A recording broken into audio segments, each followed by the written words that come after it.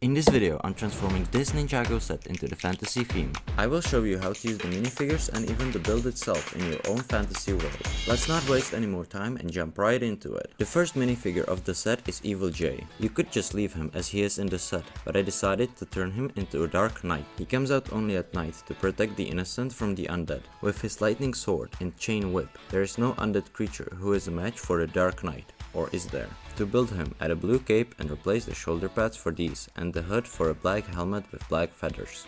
Next is Kai. Using his legs, I made a modified Zastam from Dungeons and Dragons. I wanted him to look super powerful, so I gave him these magic tentacle pieces as well as a corrupted sword, both of which came in this set. To finish the look, I took Zastam's evil red skull and turned it into a staff. With these upgrades, he is able to spread chaos and death wherever he goes. And here is Sora. Thanks to the golden markings on her face, her head is perfect for a battle angel minifigure. This warrior of light fights to prevent the darkness destroying the balance and taking over the world. Using these pieces, you can turn Sora into a fantasy character. She even has the Sword of Fire from the first seasons of Ninjago. I have to say, I love how she turned out. I will definitely keep her for my fantasy world. Let's take a quick break from the minifigures and take a look at how we can use the build for our fantasy world. In the set, there is this massive drum, which can be easily modified by removing the middle red part. We can now give it to a big fig by using a chain.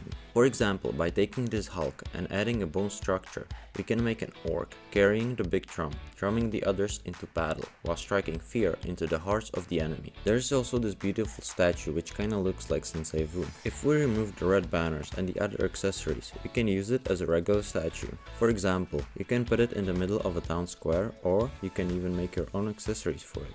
I made a simple sword. For the arena itself, I wouldn't really change anything.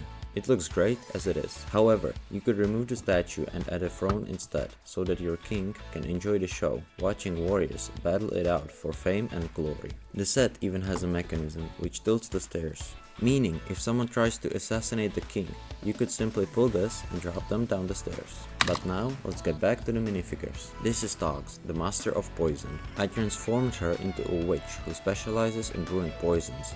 Some of them are so powerful that a single drop is enough to kill a dozen warriors. Using her weapon from the set, I assembled a magical staff. As for her torso and dress, they are from McGonagall from Harry Potter. I also added a cape and some green shoulder pads. Next on the list is Cinder, the master of smoke. I wanted to keep his smoke abilities and make a smoke warrior. To do this, I simply replaced his torso for a Viking one and gave him hair from Doctor Strange, since I didn't like how Cinder's original hair looks. Finally, I made him a chain weapon using these three simple pieces. Using his smoke abilities, he slips through the enemy's defenses and strikes when they least expect it.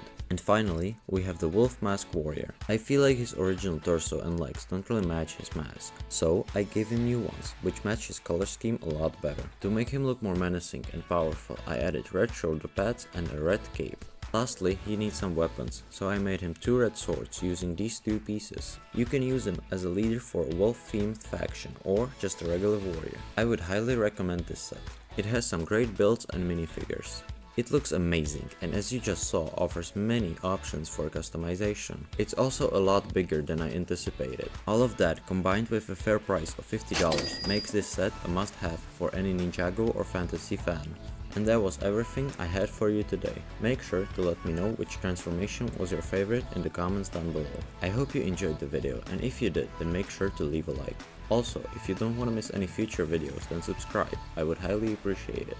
See you in the next one.